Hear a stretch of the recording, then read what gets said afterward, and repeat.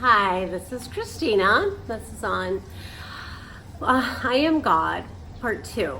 And this is taking the first video where I talked about the message I received that I need to say I am God more to myself. And I'm going to explain it a little farther. I've had some interesting comments about that video, and I think people took it the wrong way. I mean, one comment that man said to me that I was acting like a prophet, and I'm not a prophet. So one thing I want to make clear, I don't find myself a prophet, and I don't mean that other people aren't a prophet, or you can't think of yourself as a prophet. That's great if you do. I don't see myself as a prophet. What I go through is my own personal experiences that I'm sharing with you, because we're all working on this together to make a more positive life through releasing. So I want to talk about this experience that I had and relate it a little bit to my experiences as a child with religion. So I grew up with a Methodist minister. My father's a Methodist minister, my grandfather was a Methodist minister, and my uncles were all Methodist ministers. My dad is ordained. That means he went to school. He got his master's degree in theology being a Methodist. So he got in under being ordained, and going to school means that they get a wide variety of understanding of religions. They don't just learn about Christianity. They don't just learn about being a Methodist. They have to learn about all religions to get this degree, a degree in theology. So, and he went to the University of Chicago, a well-renowned university. He's a very smart man, and it was a great gift to be raised by him because he did have this incredible ability to explain religions to me at a time that it was very confusing. I had friends that were Jewish, and I didn't understand some of what they were doing, and he was able to explain it to me, and I explained some of their thoughts. I remember when I had my first Mormon friend, and I didn't understand the whole thing on being a Mormon, and my dad actually knew a lot. He was able to explain a lot of being a Mormon, and even when I remember I dated a Mormon, and he said, so this might be what's expected of you, just so you know, being in the Mormon religion if you decide to switch to his religion. So anyway, it was a great gift.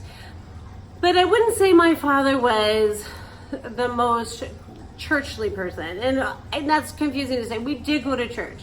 We went to church every Sunday, and I fell asleep. My dad did always listen to the sermon, and he and my mom always had these long discussions every Sunday after church about the sermon.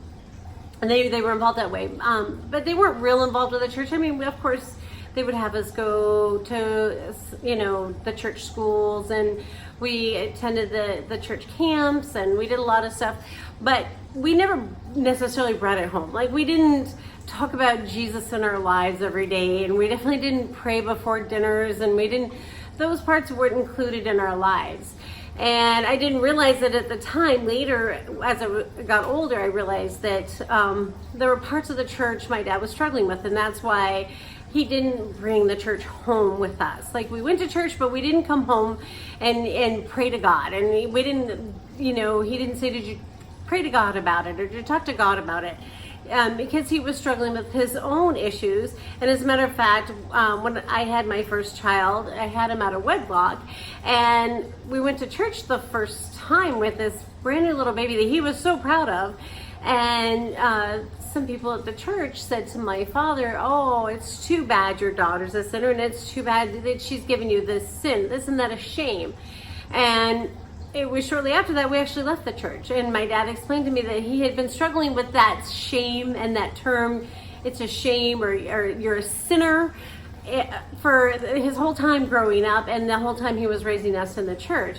So he later switched churches to something else, to another church that didn't rely so heavily on that term, you're a sinner, or praying against your sins. It's just something he wasn't comfortable with in the term of God. So I grew up not really understanding, I grew up with this great piece on religion, but not really having religion in my life. It was never really pushed. although, you know, obviously went to church and it wasn't pushed. We were allowed to really make up our own minds later on what we wanted to do on religion. And you know, although my parents will always encourage us to go to church, they still go to church very faithfully twice a week, and they always encourage us. They don't ever force it upon us. They never force us to have that. They're okay with whatever spirituality we choose. And that's great because, you know, I didn't marry a Christian. None of us did. So, that being said, you know, I guess I grew, when I got into my 20s, I had absolutely no religion. If anything, I was probably more on the atheist side. I believed there was nothing. And then crises started to happen. I had, you know, young children. I went through a divorce. I had some financial issues and some issues, you know, being fired. And lo and behold, one by one, I had nowhere to turn. You know, I didn't have a husband. My teenage boys were really interested in what I had to say about my problems. My parents are great, but they can only be there for so much. They're my parents. They have their own lives. They're not going to sit and listen to me wallow. And I found myself really wallowing in self-pity and wallowing in feeling awful about myself. I just felt terrible.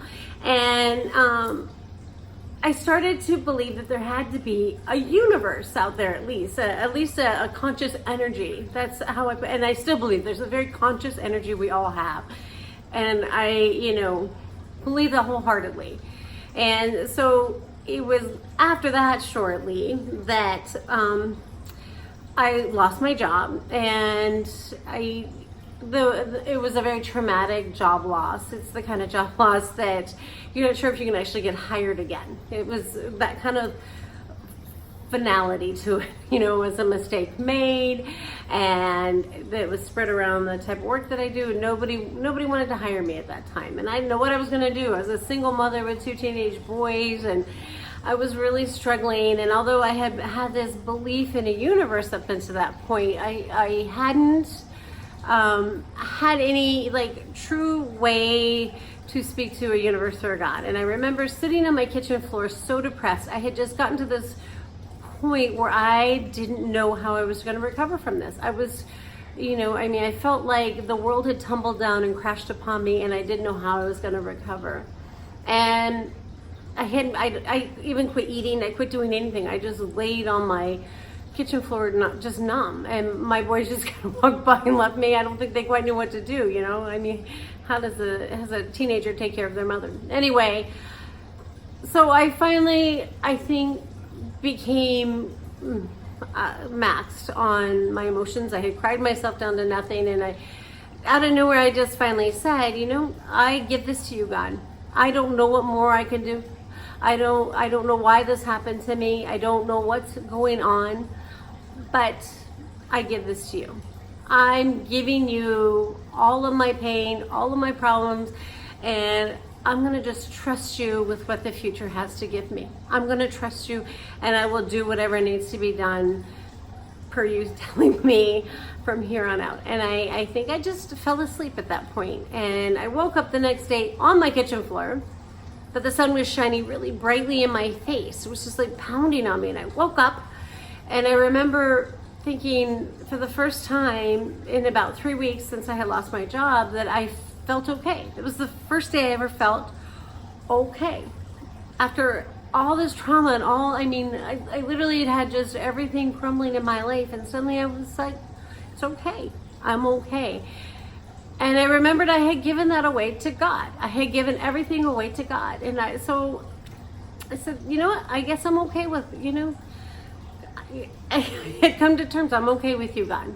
I'm okay with using the term God. That's what I was raised with, being, you know, from a church, and I'm okay with it. I am okay loving God. I'm okay giving to God. I'm okay letting God help me through these tough times.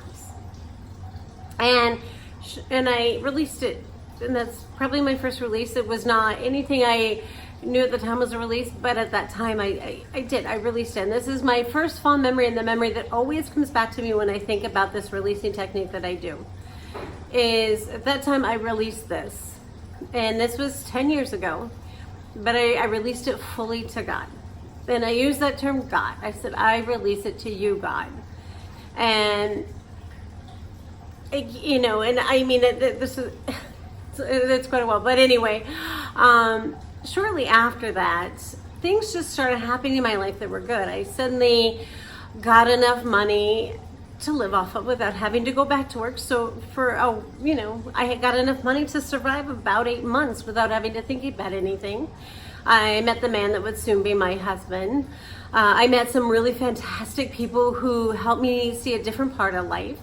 I also got a job overseas, so I was able to start traveling because one of my boys went off to college, and the other one he wanted to live with his dad full time. No, which was great at the time. It wasn't a bad thing, and so it actually freed me up. I was able to go travel, and the man who was, you know, soon to be my husband, that I didn't realize he was going to be my husband, actually had spare time and wanted to go with me, and so that was the start of our relationship. And I do believe that time overseas in New Zealand and Sri Lanka gave us a chance to actually get close. We, you know, it actually sealed our relationship. We probably wouldn't have been as close had we not had that time together. We needed that. And so, you know, that story always resonates in me. You know, once I released it to God, and, you know, I started to allow God to help me, great things happened to me. Now, I'm not saying I stayed this way. I you know, obviously have been a hit and miss through the years. I mean, there's been bad times again, and I've, you know, still hesitated with that term God. But when I had that message the other week that I posted about going to, you know, to meditate and being told to meditate, I am God, it was as if God was telling me, you know what, it's time to be okay being one with me. We are okay doing this together. I'm giving you messages, you're listening, you're taking them in, and you're working with them, and that's all I need to hear. When you're saying, I am God, you are saying, I am one with God. I accept God. And I'm not saying that when you release, you have to use that term God, but whatever works for you. I know some people will still use universe. Some people, you know, I have a great friend who is a Wicca, and if you know much about Wicca, you know, they actually believe the earth is God. So she'll say, I am earth. And I actually love that. It's, I am earth. I am one with earth. I am earth. That is her God. That's who she prays to, you know, and I have nothing against that. Or, you know, I have another friend who's Buddhist, and he says, you know, I am Buddha. I am Buddha. Good for you. And he says, I find great peace in saying, I am Buddha. I am one with Buddha and the great teaching Buddha had. You know, and it's not saying you are God or you are Muhammad or you are Buddha. It's saying I accept those teachings and the love and the help that my God is giving me, and I'm going to bring them out and make myself and my friends and the world a better place. I mean, think about this. If you walked out into the street and you're saying to yourself, I am God, and you see a homeless man on the street corner and you're telling yourself, I am God, are you going to walk by that person saying, oh, I'm not going to help them? You're going to say, no, I am God. And what would God do? God would help.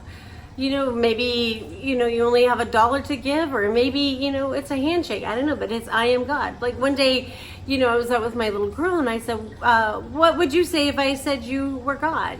And she said, I would go help somebody. And she went out, and there was this poor young woman on the street who's homeless, and she went over and just gave this woman a hug. It's scary, but she did it, and the young girl actually cried. She said, that's the first hug I've gotten in a long time, and your little girl just gave it to me out of nowhere. So, you know, my little girl took it as I am God, as let me give this little bit of love away. Let me just make somebody feel good. And she does this all the time. And she'll just go give people hugs. And she's never had one refused. As a matter of fact, I've seen some people that seem like they're the crankiest people in the world, and she'll give them a hug and they just feel enlightened and excited about it. And she's only, you know, 6 years old. And I know people say, oh, isn't that scary, your daughter hugging people? Well, I trust her, and I trust God. I trust God that if she's taking this as her message that she needs to give away, then I have to just have some faith. So anyway, I also want to just make clear that, you know, some people are like asking me, well, what if my message is that I am God? What if I'm not getting something that's wrong? You are. You just don't realize. Messages, you know, my husband and I were talking about this the other day, how, you know, you're getting messages and it's so tough. It's so tough, but if you listen, you'll see the messages. And sometimes they're more directed than you realize. I mean, I was listening to, a story the other day, and I know this is an old story about a man who was drowning, that the area was flooding and he was going to drown. And so someone sent him down a rope and he wouldn't take the rope. He said, no, I'm a religious man. God is going to save me. So someone came up with a boat and said, get in the boat. He said, no, I'm a religious man. God is going to save me. And then a third person came out and they had like a raft. Get on the raft. And he said, no, I don't need your raft. God is going to save me. So then, sure enough, he drowned. He drowned, and he was up at the gates of God, and he said, God, why didn't you save me? And God said, what are you talking about? I sent you a rope, a boat, and a raft. You didn't take any of them. I sent you things to save you. And so you have to take your messages as they come. You don't always understand them. Like me losing my job. Who knew at the time that was probably the best thing that could happen to me? And when I released it and took that message as, okay, I'm supposed to be here. I'm supposed to be jobless, and I'm supposed to be put in this position. When you take that and you say, okay, let me just trust you and take these messages and release this to you, you will see great things happening. And I will say, one thing I have learned when I'm feeling, one thing I have gotten more messages about and I've learned is a really powerful thing to say, which I would recommend everybody just try, no matter what. Just try it.